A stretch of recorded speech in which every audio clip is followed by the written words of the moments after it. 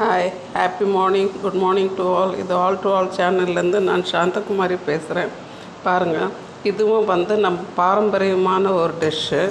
இது பார்லி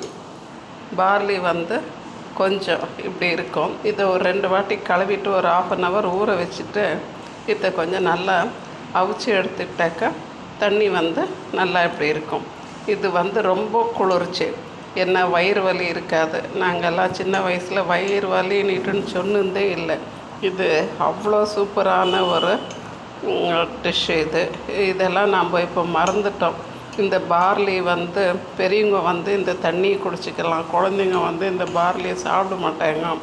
இதை கொஞ்சம் சீனி போட்டு குழந்தைங்களுக்கு கொடுத்தோம்னாக்கா நல்லா இருக்கும்.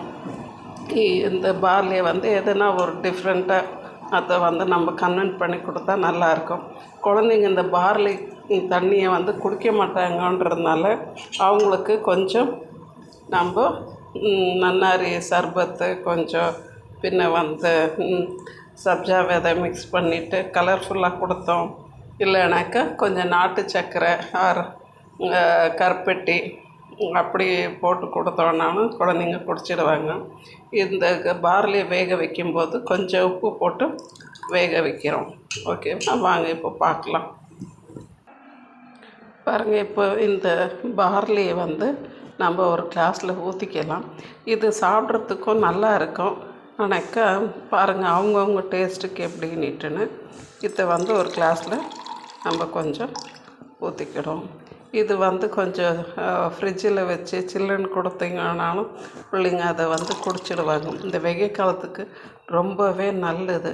பெரியவங்க வெறும் பார்லி தண்ணி இப்படி போட்டு குடிச்சிக்கலாம். நாங்கள்லாம் சின்னதாக இருக்கும்போது டெய்லி எங்கள் வீட்டிலலாம் பார்லி இருக்கும். வெளியிலேருந்து யாருன்னா வந்தாலும் டீ காஃபிக்கு பதிலாக மோர் கொடுக்கறதுக்கு பதிலாக பார்லி குடிக்கிறீங்களான்னுட்டு தான் கேட்குவோம். இது அவ்வளோ ஒரு பாரம்பரியமான ஒரு ட்ரிங்க்கு. இந்த பார்லியை இன்னும் கொஞ்சம் உங்களுக்கு கஞ்சி மாதிரி வேணும்னாக்கா அதை ஒரு 2 வாட்டி கழுவிட்டு மிக்சியில் ஒரு அடியை அடிச்சுட்டு ஒரு 1/2 hour ஊற வச்சுக்கோங்க. இன்னொன்று ரொம்ப நேரம் ஊறிட்டாலும் அது ஒரு மாதிரி கசந்துடும், நல்லா இருக்காது. இப்போ இதில் நான் 1 ஸ்பூனு சப்ஜா விதை சேர்க்குறேன். இதில் நீங்கள் தேன் கருப்பட்டி எதை வேணும்னாலும் ஊற்றிக்கலாம். இப்போது 1 ஸ்பூனு கருப்பட்டி பாகு ஊற்றிடுறேன். இது குழந்தைங்களுக்கு கொஞ்சம் ரொம்பவே நல்லது. கருப்பட்டி பாகு சப்ஜா விதை இதெல்லாம் இருக்கிறதுனால அவங்க குடிச்சிடுவாங்க. வயிறு வலின்ற இதுவே இருக்காது. அல்சருக்கு, வயிறு வலிக்கு, இந்த ப்ரெக்னென்ஸான லேடிஸுக்கு எல்லாம் இது ரொம்ப சூப்பரான ஒரு டிஷ். இதை செஞ்சு பார்த்து குடிச்சிட்டு சொல்லுங்கள். அல்சருக்கு ரொம்ப ரொம்ப பெஸ்ட்டு. ஓகேவா, குடிச்சு பாருங்கள்.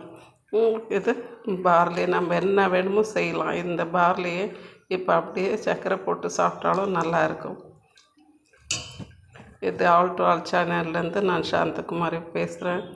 இதை பார்த்ததுக்கு எல்லாருக்கும் ரொம்ப ரொம்ப தேங்க்ஸு. ஷேர் பண்ணுங்கள், லைக் பண்ணுங்கள், சப்ஸ்கிரைப் பண்ணுங்கள். Thank you all.